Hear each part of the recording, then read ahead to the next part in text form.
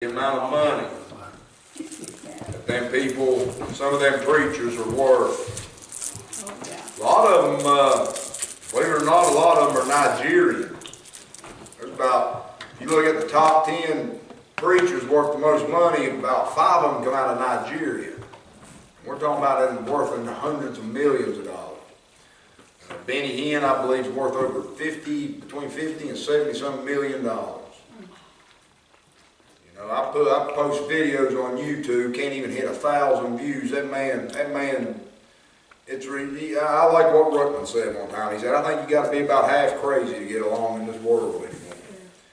You get a sound mind about you, and God give you truth. You just keep the crowd just keep getting smaller and smaller and smaller. Yeah. And that's just how it was. Christ had 5,000 following him one time. Yeah. By the time he got done preaching a sermon, I think it was a 2-point sermon, my blood is drink, my flesh is meat, they turned and followed him no more. Mm-hmm. He turned to 12 and said, you going away too? They said, where are we going to go, Lord? You have the words of eternal life. Amen. Like that Pastor Benny Hinn last year made $30 million. Yeah. Made $30 million. I told him, and I don't like to be mean to him, but Pastor Crabtree passed away over here at Trinity. You know, they're big on faith healers. We had the big gathering, just bring people in. All of you come, lay on hands. And he died. You know, like the rest, and he died. And I said, and I'm no disrespect the man, I believe he was saved and loved the Lord. I said, why didn't you call Benny Hinn in? He had the opportunity right there. Yeah. It was like I've yet to see Benny Hinn raise someone from the dead in hospital bed or even go to a children's hospital or anything. You know, it was like Ruckman told a story one time about Earl Roberts putting up a tent, having a big faith healing thing, and the tent fell over. And what did they do? They called ambulances and took it to a Baptist hospital. Mm-hmm. Now think about that. That's where he died too. Earl Roberts said one time that Jesus took him hostage. Y'all remember that? Said he had to get so many millions of dollars and Jesus was going to kill him. I heard a Baptist preacher say one time, he said, I was praying for him checks to bounce. Matthew chapter 24. Amen. I have no tolerance for that stuff. Benny Hinn, Joyce Meyer, and Paula White. Just got no tolerance for them. Then you know that's some of the only Christianity some people know. Sure. Then they find out you're a preacher and they think you're one of these nut jobs on television. Yeah. You're nothing like them. We have a sound mind. I have a sound mind, man. Amen. I know where I come from, what I'm doing, and where I'm going. Yeah. I mean, you're not going to find any more peace and soundness than what's in my mind. Mm-hmm. I mean, I know where I'm going when I die. Yeah, amen. And there's a good possibility I might not die, Bill. Yeah, amen. But I mean, I don't worry about this stuff, man. And you know, people follow people like Benny Hinn because they don't want the truth anyway. That's right. Their hope is in this life and this life only. That's that's why they can't find no peace in that book. They got to go seek it from some person like Benny Hinn. In Matthew chapter 24, last week we looked at this chapter, began to look at this chapter. Matthew 24 is used. It's one of those chapters that a lot of false doctrine is pulled out of this chapter and taught today. You know, losing your salvation, a works-based salvation, the church going through the tribulation. We're going to be here when the Antichrist comes. Kent Hovind. How many of you know who Kent Hovind is? The great creation teacher who used to debate evolutionists. This man, actually, I heard him say, he went to prison. He was a pre-trib guy. He's actually from the same town Ruckman's from. But he went to prison. He believed in the pre-trib rapture. Come out of prison, said he no longer believes in the pre-tribulation rapture. Matthew 24 is the reason why. You know what I heard him say? He said, I see nothing in that chapter that leads me to believe that it's for the Jews. What? Look at verse 16. Then let them which be in Judea. Where's that at? What about about the mention of the temple in verse 15? When you see the abomination of desolation spoken about Daniel the prophet, stand in the holy place. Where's the holy place? Jerusalem. Yeah. What about verse 20? Pray ye that your flight be not in the winter, neither on the what? Sabbath day. Well, I guess he's keeping Sabbath too. This thing's plumb eat up with Jewish doctrine in it. Yeah. And we're going to see, you ain't going to understand a big part of Matthew 24 without understanding the Old Testament prophets. Christ is quoting prophets here. Yeah. He's quoting Ezekiel, he's quoting stuff from Jeremiah, he's warning these Jews about things that have already been prophesied.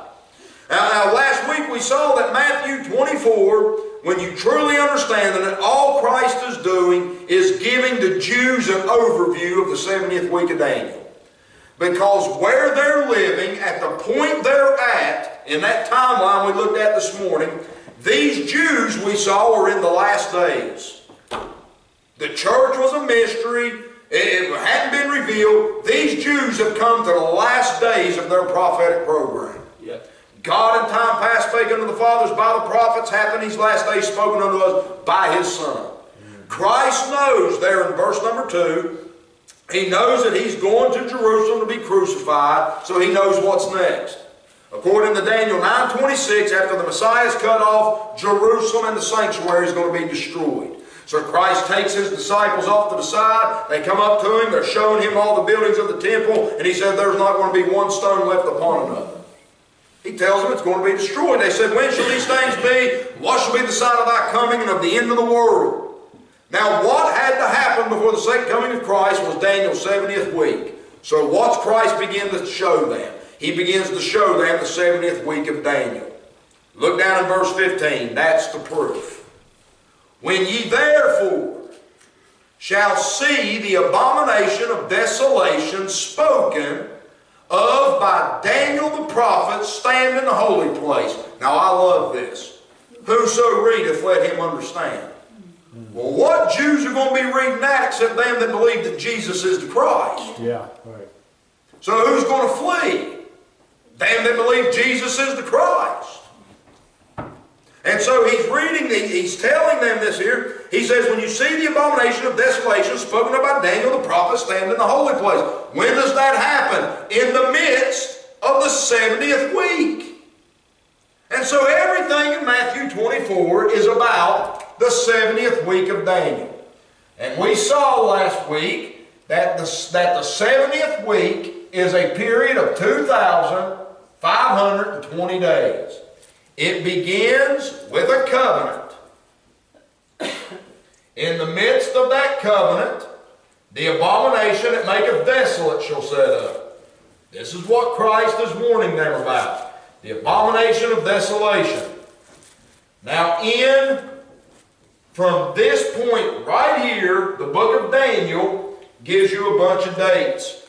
From this point right here, there's a period of 2,300 days. What's that for? It's about the cleansing of the sanctuary. That's Daniel 8, 13, and 14. From this point right here, there's a period of 1,260 days. What's that for? It's the power given to the Antichrist. It's the time of that Christ called a time of great tribulation upon Israel. The time of Jacob's trouble, 1,260 days. From this point right here, there's going to be a period of 1,290 days. Now, in case you didn't know, that's 30 more days than this. So at the end of the 1,260 days, there's going to be something that happens for 30 days. And then also from this period right here, there's a period of 1,335 days, or 45 days after this. And we're going to see this as we go through Matthew 24. I showed you this stuff last week. All right? There's going to come the 7 periods of this point right here. There must come a falling away first. That's the first thing. Paul said this day cannot come. He said, let no man deceive you by any means, as that the day of Christ is at hand, that day shall not come except. You cannot be living in this period, folks, except something happened first. And so, you know, you're going to have people that get up and say, oh, we're living here. Or we're living in this period. The fourth seal's already been broken. There's people like that. How many of you remember the people that went and all murdered themselves in the bunk beds over there, thinking that Christ was coming on a UFO to take them? Y'all remember it? Yeah. What about Jim Jones and the Kool-Aid drinkers? These men couldn't get more than 2 followers if people were reading this book. Yeah. Paul said that you cannot be living in this period except there come a falling away first. And so that's important. We've got to identify that, right? Amen. Well, what did Daniel say began the 70th week? The confirming of the covenant. And so the confirming of the covenant and the falling away are one and the same thing. We're going to see this. The book of Hebrews and all this confirms this. What's the writer of Hebrews telling that Jew? Christ is a high priest over a better tabernacle than the earthly temple. Right? His blood is better than the blood of bulls and goats. His priesthood is better than the priesthood of Aaron and the Levites. Amen. He's telling them everything you have in Christ as the nation of it. Not only that, but he's going to, when he comes, he's going to make a new covenant with the house of Israel and the house of Judah. And he's telling them, he's saying everything you have in Christ is better. But when that Jew goes back to the law and confirms this covenant with the Antichrist, it's a falling away. And this is what the writer of Hebrews is talking about. Hebrews chapter 6, he's saying, forget all these things, move on to perfection. And so you're going to have a falling away first. Now this will bring about a false, brief period of peace and safety. When they shall say peace and safety, what? Sudden destruction cometh upon them, as a woman in travail. That's Revelation chapter 12, the woman in travail with child. Then you're going to have, after this brief period of peace and safety, you're going to have the beginning of sorrows. All this happens in the first 3.5 years. There's going to be the beginning of sorrows. The beginning of sorrows is seals 2 through 4 of Revelation chapter 6. Then you're going to have the 42 months of the beast and the Antichrist wearing out the saints of the Most High God. Revelation chapter 7. He goes to make war with the saints and overcomes them. Revelation chapter 13. After the great tribulation of those days, immediately after the tribulation, after this 1260 days, immediately after the tribulation, there's going to be a period of signs and wonders in the heavens. God said that He was going to send these things before the great notable day of the Lord come. That's the second coming. And we're going to see what that is in Revelation 14, 15, 16. It's the pouring out of God's wrath upon the Antichrist. And it ends with the second coming of Christ, right here. And then you're going to have a period of judgment, Matthew 25. We're going to look at all the scriptures. And then you'll go into the kingdom. And I love this bill. We're going to read the scripture tonight. Up here, 2,300 days after this, the sanctuary is going to be cleansed. Christ is going to enter and sit between the cherubims in that millennial temple. He's going to sit in the Holy of Holies. And Psalm 99 says when He does it, He says, Moses and Aaron among His priests and Samuel among them that call upon Him. Yeah. Moses and Aaron, man. How long they been dead, Bill? But they're going to be among His priests. We're going to read it, Psalm 99. A resurrection has happened. And so this is the things that we're looking to. But right here in verse number 4 and 5, they asked Him these things. Jesus answered and said unto them, Take heed that no man deceive you, for many shall come in my name, saying, I'm Christ, shall deceive many. And we looked at that last week. 1 John 2:18. So before this period comes, Christ is telling them that many are going to come in His name and deceive many. Not few, many. I've always said, man, you better watch the majority. Yeah. Amen? Many. Many deceivers and many deceived. the deceiver that's going to come is going to be the man. Amen. You better believe it. John says, 1 John 2:18, he said, little children, it is the last time, and ye know that Antichrist shall come. Even now are there many Antichrists, whereby we know it is the last time. What's John saying? Christ warned them about this. He's saying, you know you're in the last time when many Antichrists arise. Yeah. So John tells it, what 1 John is about is he's telling Israel how to determine, how to discern the Antichrists. How to discern them. What does he say? He is a liar that denieth that Jesus is the Christ. Amen. Not that he died for us. This is completely different. Jews have to believe that Jesus is the Christ, the Son of the living God. That's what Peter said. Who do you say that I am? Peter said, thou art the Christ, the Son of the living God. And that's for Israel. And whosoever believeth that Jesus is the Christ is born of God. That's 1 John chapter 5. But whosoever denieth that Jesus is come in the flesh and that Jesus is the Christ, he is a liar and an antichrist. 1 John chapter 2. Amen. This is how Israel, these are how Jews that believe that Jesus is the Christ is going to be able to discern between the false prophets and the real ones. Because many false prophets are coming upon Israel at that time. Okay? But you have to get this. One day soon, I believe soon, one day one of those deceivers is going to be that wicked that Paul wrote about. Look at 2 Thessalonians. We're going to look at some scripture this morning, folks. Nothing wrong with that, is there? 2 Thessalonians chapter 2. You don't have to flip. You can listen to me read it if you want to. Paul said, let no man deceive you by any means. By any means. For that day shall not come, except there come a falling away first. Right there. And that man of sin be revealed, the son of perdition, here. Now, watch how Paul describes this man. Who opposeth and exalteth himself above all that is called God or that is worshipped, so that he as God sitteth in the temple of God, showing himself that he is God. Now, let's think logically about this. That means for the last 2,000 years, since there's been no temple in Jerusalem, this was not possible. Amen. Men could not have been living as the day of Christ was at hand, because there was no temple in Jerusalem.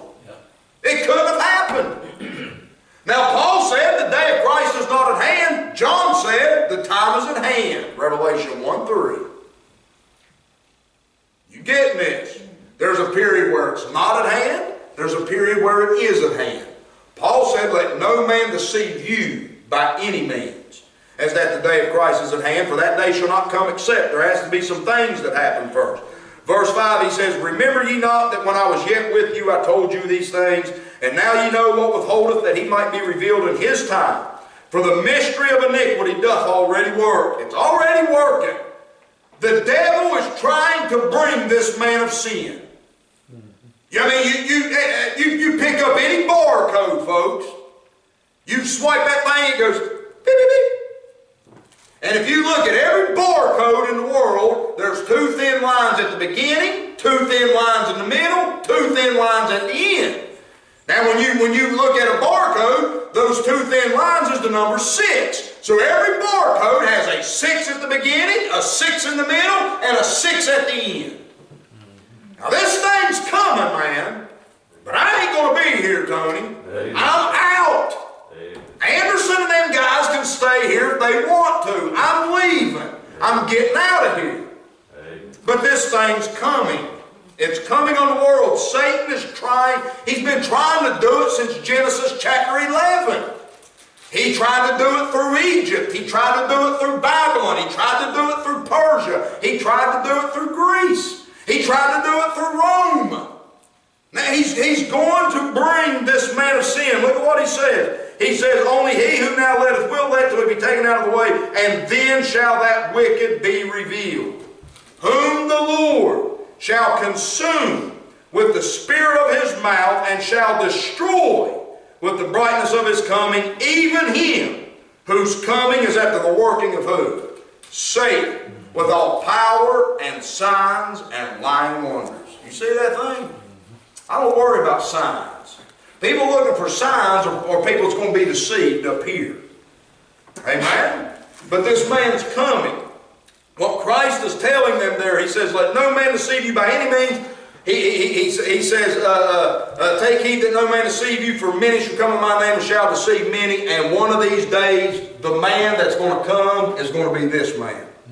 And what's he do? Christ told him in John 5:43, he said, I have come in my Father's name, and you receive me not. Another shall come in his own name, and him ye shall receive. And this man's going to make them all get a mark. And he's going to make them get a number, a mark, or his name in their right hand or in their forehead. Amen. Christ said, I come in my Father's name, you didn't receive me. Another's going to come in his own name, and him you shall receive. Now isn't that funny? All the way back to Genesis chapter 11, what were they trying to do? They were trying to make themselves a name. Isn't that something? All this stuff the Democrats are pushing, folks, countries without borders and all that stuff, it's Babylon. It's a one-world ecumenical movement that's going to be headed up by the man of sin, the son of perdition. Satan is working overtime now to bring all this stuff to pass. Yep. And as soon as God lifts his hands off this thing, it's going to happen. But this man of sin is going to come. Revelation chapter 6. This is the first seal. Look how the man shows up on the scene. He shows up on the scene so tricky that for hundreds of years Bible scholars thought this verse was talking about Jesus Christ. That's how deceptive the man's coming. That even when God writes about him in the Bible, people can't find him. Revelation chapter 6 verse 2, and I saw and behold a white horse, and he that sat on him had a bow. That's exactly how Christ comes. Revelation 19:11, John said, I saw heaven open, and behold, a white horse. That's Christ. This is not Christ. He said, and I saw and behold a white horse, and he that sat on him had a bow, and a crown was given unto him, and he went forth conquering and to conquer. Now he comes on a white horse. You know what Daniel said, Daniel 8:25? When this man comes, it said that he's going to destroy many by peace. Daniel 8:25. Listen to Daniel chapter 11. How do we learn about the abomination of desolation? Christ said it was spoken by Daniel the prophet. That'd be a good place to start, wouldn't it? Daniel chapter 11, verse 21.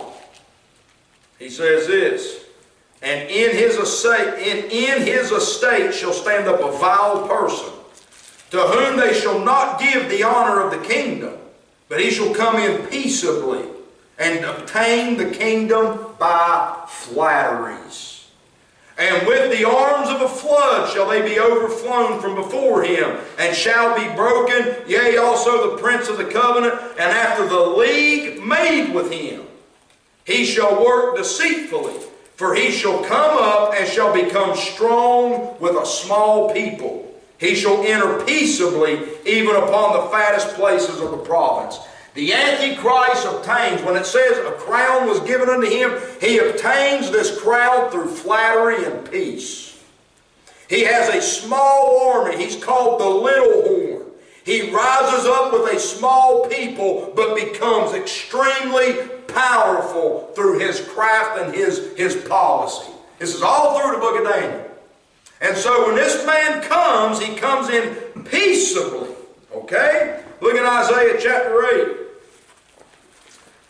And what's that Jew going to do? That Jew's going to make a confederacy and a covenant with this man. Listen to what God warns him about all the way in Isaiah chapter 8. Only time flies. Why don't you, man, Isaiah chapter 8, I mean, what scriptures, man.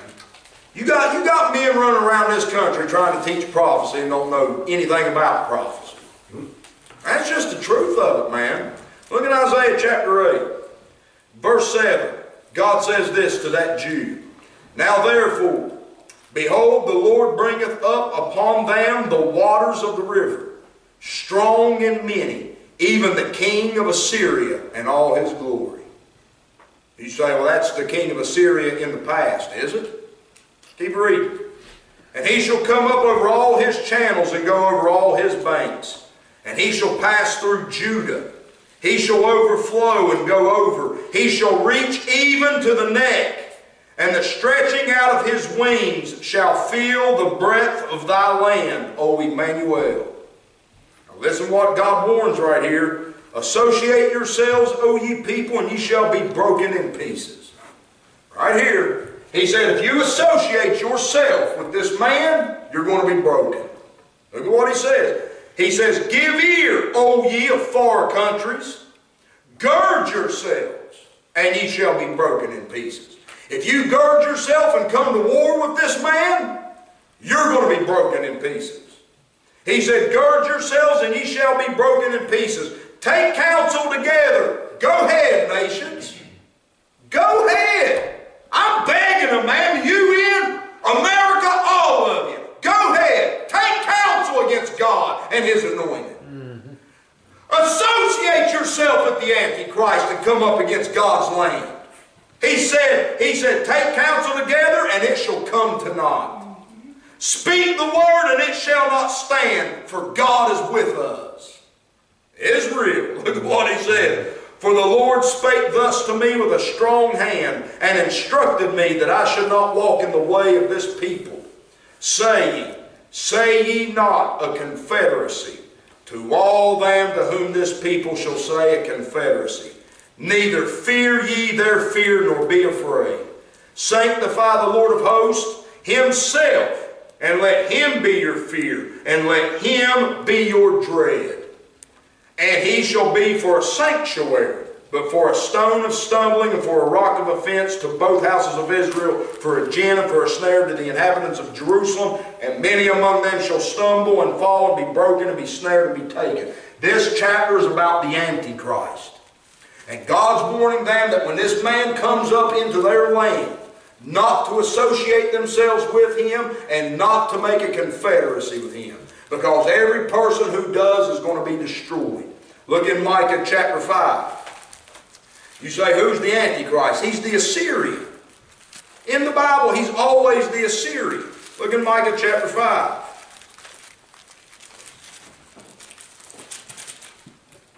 I can't read every verse here, man. I would love to just read this chapter. You know, but I mean, time forbids. All right. Now in verse 2, what you have is the birth of Christ. Read that there. But thou, Bethlehem Ephratah, though thou be a little among the thousands of Judah, yet out of thee shall he come forth unto me that is to be ruler in Israel, whose goings forth have been from of old, from everlasting. That's Christ. God told you where he was going to be born, in Bethlehem. Amen. 400 to 500 years before he was born. But now look what he says. Therefore will he give them up, talking about Israel, until the time that she which travaileth hath brought forth. That happens up here. Revelation 12. God's going to give them up until this time. Then the remnant of his brethren shall return unto the children of Israel. And he shall stand and feed in the strength of the Lord and the majesty of the name of the Lord of his God, and they shall abide, for now he shall be great unto the ends of the earth. Read verse 5. And this man, talking about Christ, and this man shall be the peace, when the who? The Assyrian shall come into our land. And when he shall tread in our palaces, then shall we raise against him 7 shepherds and 8 principal men, and they shall lay waste to the land of Assyria with the sword, and the land of Nimrod in the entrances thereof. That's Babylon. The Antichrist is called the Assyrian. And he says Christ, the man born in Bethlehem, is going to be Israel's peace when that Assyrian comes into their land and treads in their palaces. Sennacherib never did that, folks. This is a future Assyrian. Out of all the kings in that Bible, Only one of them ever received a deadly wound to the head by a sword, and it was Sennacherib of Assyria. So we're talking about an Assyrian, Antichrist. And so you better keep your eyes on what's going on with Russia and Turkey and Iran over there in that little nation called Syria. Yeah. Better watch this stuff, man. Alright? And so this man of sin's coming. Now when he comes peaceably. And that Jew is going to say peace and safety. Come back to Matthew 24. And so, the covenant's going to be confirmed. There's going to be a very brief period. I don't even know if it'll last a week. But they're going to say peace and safety. And it's when they say peace and safety that sudden destruction cometh upon them as a woman and travail a child, and they shall not escape. They shall not escape. All right, Matthew 24:6, the second thing here. And so you've got the first seal. It's the rider on the white horse. That's what they're looking for. That has to happen first. But then, Christ said in verse number 6, He said, and ye shall hear of wars and rumors of wars. See that ye be not troubled, for all these things must come to pass, but the end is not yet. It must first come to pass. All these things must come to pass. That's Revelation chapter 6, verses 3 and 4. John saw a red horse, and power was given to him to take peace from the earth. Happens early. The white horse comes in peaceably, and then the red horse comes and takes peace from the earth. Christ said in Luke chapter 21, He told that Jew, He said, don't you look for peace. He told the Jew how not to be deceived. The Pope running around. You know, every time you see the Pope, he's doing this. Peace, peace. There is no peace to the wicked, saith my God. Look at what he says, Luke 21. He says, take heed, verse 8, take heed that ye be not deceived. For many shall come in my name, saying, I am Christ, and the time draweth near. Go ye not therefore after them. Why? He says, but when ye shall hear of wars and commotions, be not terrified. For these things must first come to pass, but the end is not by and by. Then said he unto them, nation shall rise against nation, and kingdom against kingdom. He said, when this peace comes, don't you go after it. He said, I'm telling you to look for war first. Look for wars and rumors of wars. Don't be deceived by this. Don't go after them. Look for wars and rumors of wars. This is all to Israel. When ye shall hear of wars and rumors of wars, nation against nation, kingdom against kingdom. Then listen to what he says. Matthew 24, verse 7. For nation shall rise against nation, kingdom against kingdom, and there shall be famines. That's the third seal. The black horse. He opened the third seal, and John saw a black horse. And in his hand were scales, and what was he doing? He was measuring out food. That's famine. Amen. Okay? And now he says there shall be famine, watch this, and pestilences, and earthquakes in diverse places. All these are the beginning of sorrows. That fourth rider is a pale horse.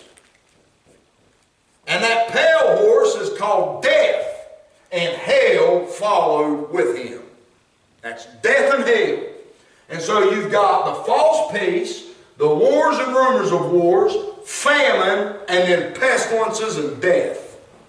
You know what kills them? A fourth part is killed by the sword, and by death, and by the beast of the field, and by hunger. That's famine, death, beast, and warfare is what's going to kill these things. Now Christ said all these things are the beginning of sorrows. That sounds pretty bad, but it don't compare to this. Yeah. Amen. Yeah. That's the beginning. War, hunger, and pestilences. We're talking about stuff like passed through Egypt, man.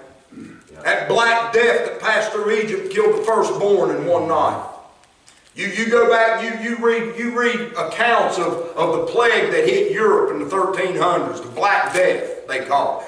That's funny because God said one of the things He's going to use to kill them is death.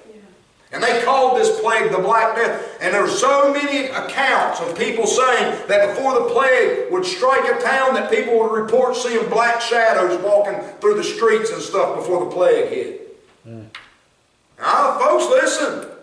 This stuff's coming on this world. Listen. These people who think, oh, it's going to be a piece of cake to get through it, they don't know what they're talking about. Amen.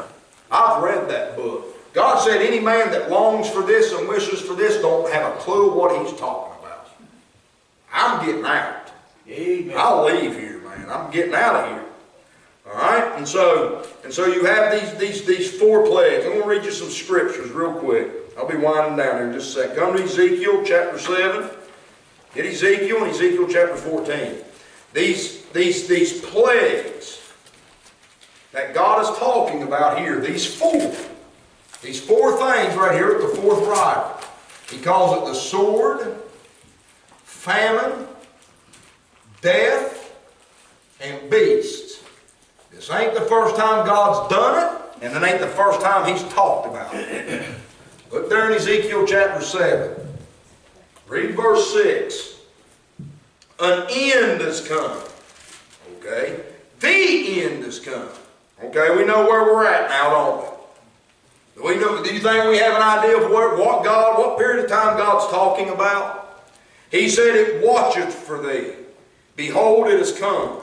The morning is come unto thee, O thou that dwellest where? In the land. That ain't us. The time has come. The day of trouble is near, and not the sounding again of the mountains. Now will I surely pour out my fury upon thee, and accomplish mine anger upon thee, and I will judge thee according to thy ways, and will recompense thee for all thine abominations, and mine eye shall not spare, neither will I have pity. I will recompense thee according to thy ways and thine abominations that are in the midst of thee, and ye shall know that I am the Lord that smiteth. Wow. I want no part of that. I want no part of it. He says, verse 10, behold the day, behold it has come, the morning is gone forth, the rod hath blossomed, pride hath budded. Look at verse 12, the time is come, the day draweth near. Let not the buyer rejoice, nor the seller mourn, for wrath is upon all the multitude thereof. Look down in verse 14. They have blown the trumpet. Now what's going on? Christ told them, when you see Jerusalem compassed with troops, know that the desolation thereof is at hand. The Antichrist is going to come and lay siege to Jerusalem. He's going to surround it. Nothing in, nothing out. Look at what he says right here. They have blown the trumpet even to make all ready, but none goeth to battle. Why? For my wrath is upon all the multitude thereof. God's weakened them. You've got to get this, man. God's already weakened them with the sword and with famine and with death. They can't go to battle. They're lying in the streets, man, starving. And got, plague and all this stuff. Read what he says. Verse 15. The sword is without, meaning outside the city is the sword. And the pestilence and the famine is within. So within Jerusalem, you've got pestilence and hunger. Outside of Jerusalem, you've got the sword waiting on you. Yeah. And so what's he say? He that is in the field shall die with the sword. And he that is in the city, famine and pestilence shall devour him. Now here it is. But they that escape of them shall escape, and shall be on the mountains like doves. That's that woman that flees into the wilderness in Revelation chapter 12. This is why Christ tells them in Matthew 24, if you're on the housetop, don't come down and go in and get any of your stuff. Get out of Jerusalem. Amen. He said if you're in the field, don't turn and come back in. Get to the mountains. Flee to the mountains. This is what Ezekiel 7 is talking about. Okay? I'll come to Ezekiel chapter 14. You say, why are we going through this? Because Matthew 24 is not about us. Amen. It never has been about us.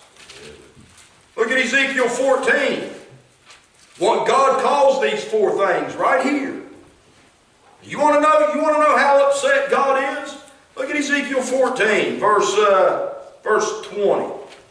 Though Noah, Daniel, and Job were in it, as I live, saith the Lord God, they shall deliver neither son nor daughter. They shall but deliver their own souls by their righteousness. He said, if Job, Daniel, and Noah were all standing before me praying for this people, I would spare them only, nobody else. Think about that. This is why John said, if you see a brother sin a sin unto death, not to pray for it. God told Jeremiah the same thing. He said, if Moses and Samuel stood before me, my heart could not beat towards this people. He said, tell them to get out of my face. And if they say, where shall we go, Lord? He said, them that are for death, go to death. Them that are for the sword, go to the sword. Them for the dog's belly, get to the dogs. Them that are for captivity, get to captivity. Just get out of my face. People are going to get God to that point one day. Yeah. They run down here and think it's all fun and games. We just get to do what we want to do and believe what we want to believe, and it's not like that at all. God tells them here, look, he said, though these men were here, they would deliver their own souls by their righteousness. For thus saith the Lord God. Verse 21, how much more when I send my 4 sore judgments upon Jerusalem, the sword and the famine and the noisome beast and the pestilence, to cut off from it man and beast. Now look what he says. Yet, behold, therein shall be left a remnant that shall be brought forth, both sons and daughters. Behold, they shall come forth unto you. Ezekiel, think about this. This means Ezekiel's going to be resurrected to see this one day, Bill. How about that? Amen. He says, behold, they shall come forth unto you, and ye shall see their way and their doings. And ye shall be comforted concerning the evil that I have brought upon Jerusalem, even concerning all that I have brought upon it. And they shall comfort you when you see their ways and their doings. And ye shall know that I have not done without cause all that I have done in it, saith the Lord God. He said, when you see the finished product, Ezekiel, out here. Now, out here is going to be the finished product, the 1335th day. Blessed is he that waiteth and cometh to this day. Now, Ezekiel's going to be raised up here, and he's going to see this nation that has just come to this awful period. Most of them's been cut off.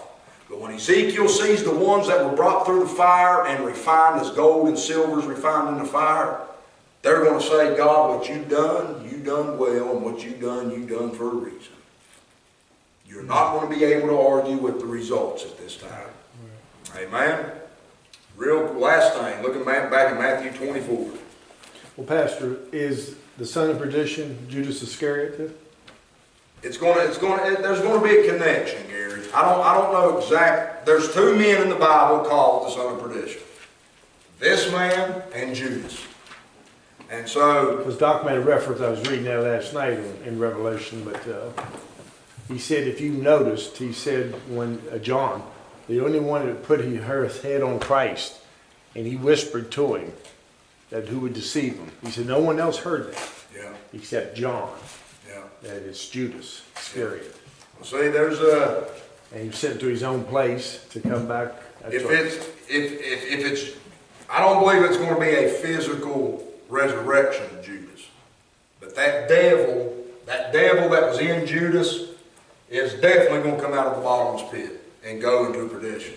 Now I don't know, Gary. Ruckman knows more than I do about that stuff, but it's like I said, there's 2 people called the son of perdition. He said that he'll come up as Judas, deceive the people, while then Satan will take him. Yeah.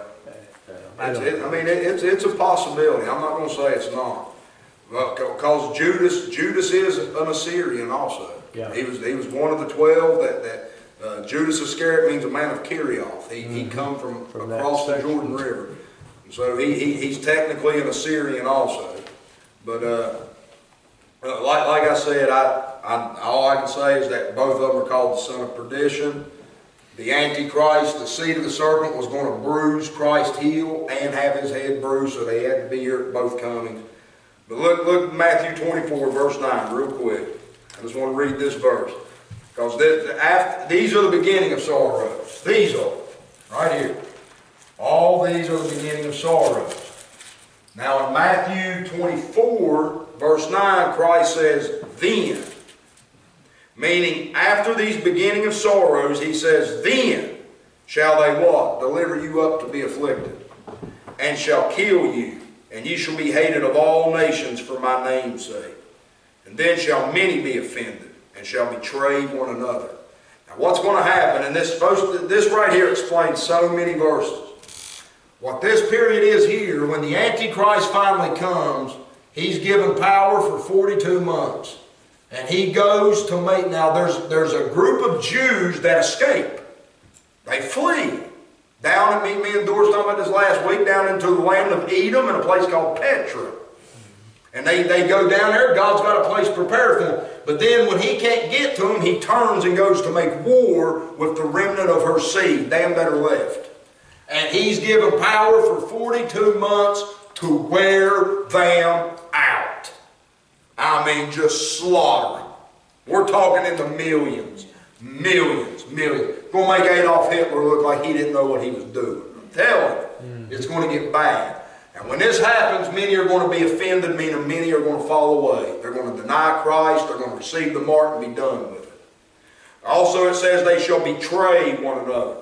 Now Christ said father is going to turn against son, son's going to turn against father, parents are going to turn against the children are going to turn against the parents. They're going to betray each other.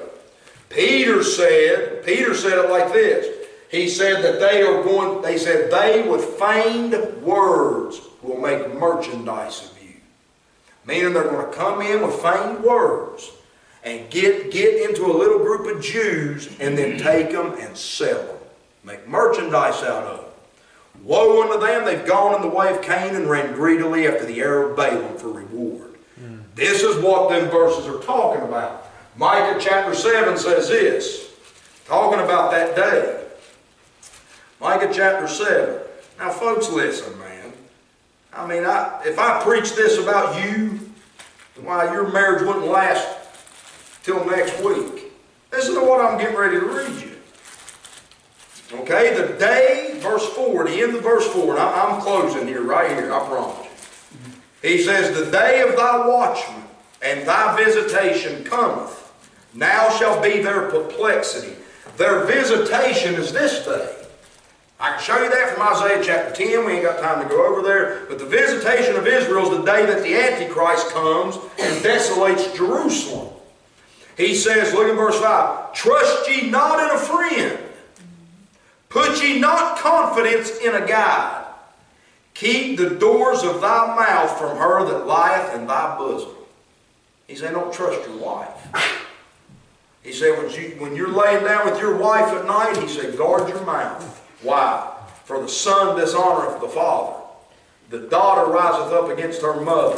The daughter-in-law against her mother-in-law. A man's enemies are the men of his own house. Therefore I will look unto the Lord. I will wait for the God of my salvation. My God will hear me. Rejoice not against me, O mine enemy. The Antichrist. When I shall fall, I shall arise. When I sit in darkness, the Lord shall be a light unto me. I will bear the indignation of the Lord. This is his chastisement on Israel. He said, I'll bear the indignation of the Lord because I have sinned against him until he plead my cause. That's when them 7 angels stand. When them 7 angels stand and begin to start pouring out the last 7 plagues of God's wrath, it's God pleading the cause of his people. And he's saying, I'm going to bear what God has put on me until he plead my cause. This is all this stuff is about the tribulation that we're reading here in Matthew 24. Now, listen, like I said, Christ tells them there in verse 13, he said, all this stuff's coming. They're going to betray you. Many are going to be offended. Many are going to betray one another. People are going to be sold. I mean, there's going to be dads, listen, there's going to be dads that are going to sell their own son. Yeah. There are going to be sons that sell out their parents. Why do you think Christ tells them in the book of Revelation, I know the blasphemy of them which say they are Jews and are not, and I will make them of the synagogue of Satan. There's going to be people pretending to be Jews to get into a group of Jews and then sell them for a reward. Yeah. It happened in World War II. People did it left and right, man, selling them out for reward, taking their houses, taking their businesses. It's going to happen again. And Jews are going to sell each other out. Christ said, many shall be offended, they shall betray one another, hate one another. Many false prophets shall rise and shall deceive many. And because iniquity shall abound, the love of many shall wax cold. But he that shall endure unto the end, the same shall be saved. Endure it. I will bear the indignation of the Lord. I'll wait. I've sinned against him. I'm going to endure it until he plead my cause. That's the only hope they got. Yeah. Yeah. It's just to deal with it. Confess their iniquity. That's what God said there about them that do escape. Listen, man, listen, folks, I know this is strong meat. This is good Bible stuff, man. And I mean, this is stuff that God has put in His Word. He wants us to be established in prophecy, but He wants you to understand the difference. And back there in Ezekiel, when He talks about them that escape into the mountains, that do escape from the Antichrist, He says Ezekiel 7, Ezekiel chapter 7, when they do escape, what are they going to do? I like this, folks. He says, but they that escape of them shall escape and shall be on the mountains like doves of the valleys, all them mourning, everyone for his iniquity. Watch this. All hands shall be feeble, and all knees shall be weak as water. They shall gird themselves with sackcloth, and horror shall cover them.